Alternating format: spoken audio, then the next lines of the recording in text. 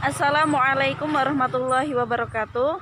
Baiklah, di sini kami akan mempresentasikan hasil presentasi kami yang berjudul Milenial pada masa COVID-19.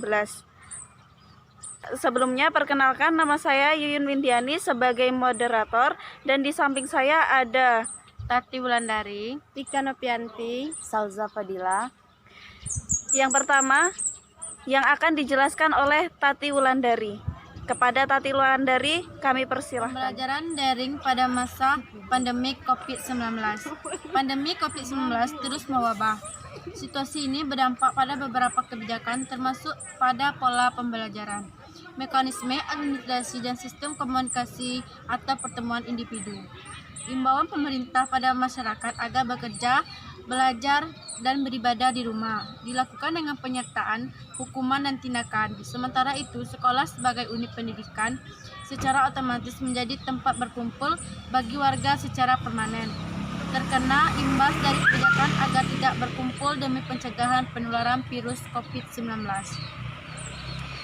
Menyikapi kasus dan fenomena serta kebijakan pemerintah, tentunya dunia pendidikan mulai berbenah pada pembelajaran online bagi peserta didiknya. Kesadaran sebagai manusia yang harus tetap berusaha di tengah keterpurukan pola komunikasi tatap muka menggunakan fasilitas era globalisasi dengan metode e-learning dapat menjadi alternatif pemecahan masalah pembelajaran. Beberapa perguruan tinggi ini juga sudah menyiapkan Zoom Meeting, yaitu aplikasi video conference yang digunakan pada semua platform baik Android, iOS, maupun Windows, Google Classroom.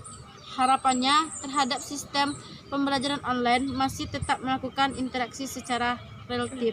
Selanjutnya akan dibacakan oleh Salsa Fadila. Baiklah, saya akan menjelaskan tentang pengertian metode pembelajaran.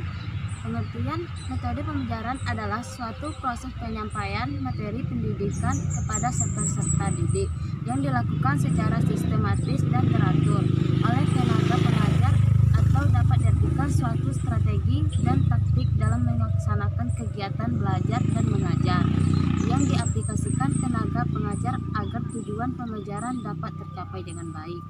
Sementara e-learning adalah pembelajaran yang menggunakan jasa elektronik sebagai alat bantu. E-learning berarti pembelajaran yang menggunakan jasa bantuan perangkat elektronika, misalnya dapat menggunakan jasa audio, video, perangkat komputer, HP, dan lain-lainnya melalui fitur-fitur yang disediakan. Kesadaran akan pentingnya pengembangan sumber daya manusia adalah pendidikan dan pelatihan perkembangan globalisasi, kultur masyarakat dan geografi Indonesia, serta sosial ekonomi masyarakat juga menjadi pertimbangan terhadap permasalahan pembelajaran secara tradisional. Perkembangan masyarakat yang menuju pada era masyarakat informasi atau masyarakat ilmu pengetahuan membentuk potensi positif terhadap perubahan pada sektor pendidikan dan pelatihan. Selanjutnya yang akan dijelaskan oleh Tika Novianti. Kepada Tika Novianti kami persilahkan. Model pembelajaran e-learning. E-learning secara otomatis memanfaatkan fasilitas jasa internet, sehingga terdapat perubahan paradigma dari the era of teacher of book menuju the era of teacher book and technology, yaitu mengajar dengan dominasi guru, buku, dan teknologi.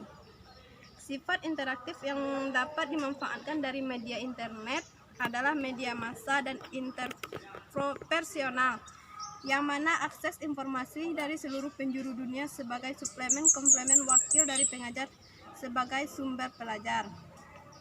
Oleh karena itu, beberapa keunggulan dari pembelajaran e-learning adalah peserta didik dapat mengambil mata kuliah dimanapun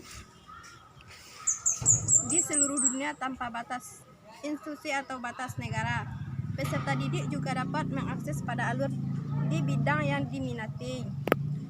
Sumber belajar peserta didik dapat seluasa melalui akses narasumber perpustakaan online, akses hasil penelitian, dan materi kuliah tanpa dilakukan pertemanan secara fisik.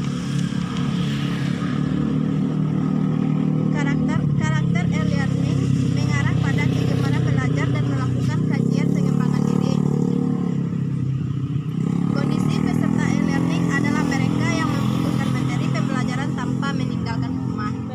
itulah presentasi dari kami. Kurang dan lebihnya kami mohon maaf yang sebesar-besarnya. Wassalamualaikum